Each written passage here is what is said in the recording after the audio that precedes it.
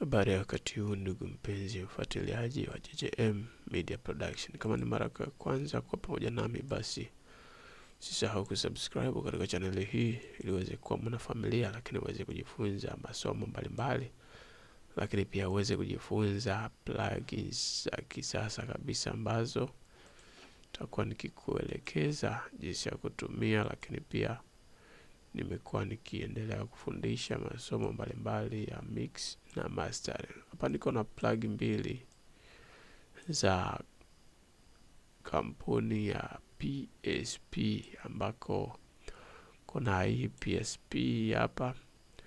Hii ni precursor, lakini na hii pia ni PSP precursor. Hii ni version ya pili na hii ni version ya tatu. Kwa hiyo kwa wale ambao wanatumia PSP version ya pili, basi kuna PSP version ya tatu ambayo ni hapa mpya, ambapo ukiziangalia nafikiri unaweza kaona jinsi zinavyoonekana, lakini zina namna fulani zinafanana kama hii version ya pili, lakini kuna version ya tatu hapa.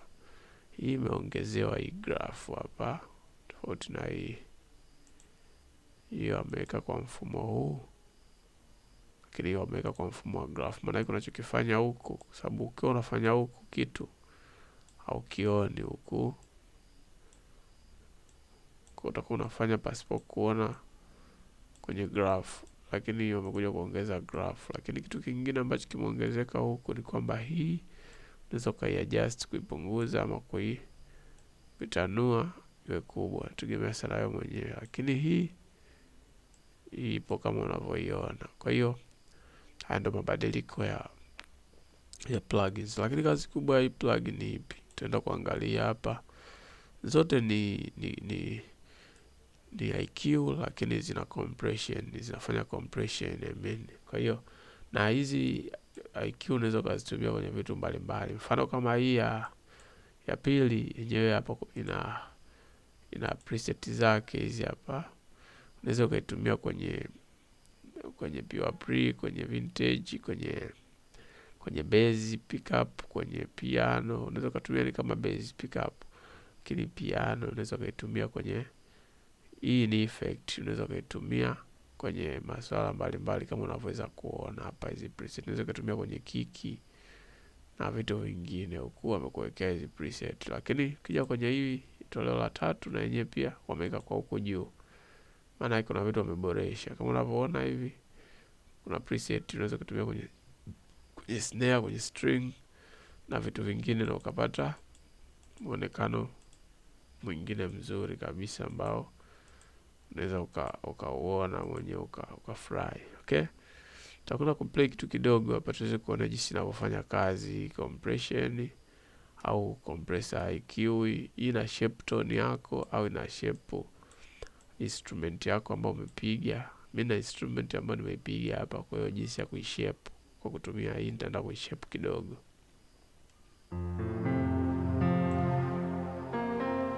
Kama unavyosikia hapo, sikia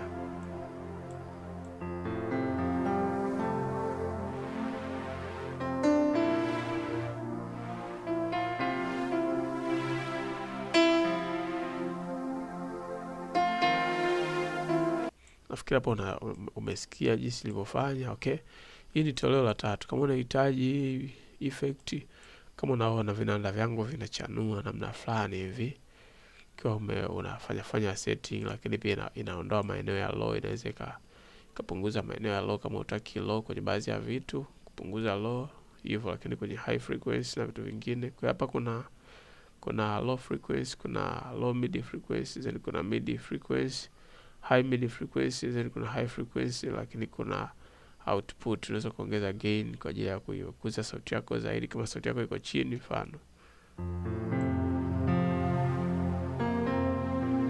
hii ni high frequency, high mid hapa. Unaona, unaweza ukaitumia kama kuboost sauti yako, unaweza ukaitumia kuboost sauti yako hapo, mambo yakawa mazuri kabisa. Hii ni toleo la 3. Okay, ngoja tuende tukaangalia kwenye toleo la pili jinsi inavyofanya kazi. Toleo la pili ni hapa sasa. Na yenyewe ni kama hiyo. Ngoja tuzime hapa. Tunaona hapa yenyewe na boost sauti vile. Lakini kwenye high frequency kipandisha, nafikiri nasikia na kufanya tofauti ni ndogo tu. Ina shape tone yako vizuri sana, yani mpaka mwenyewe ongeza low na compress, una sauti inajaa. Unaona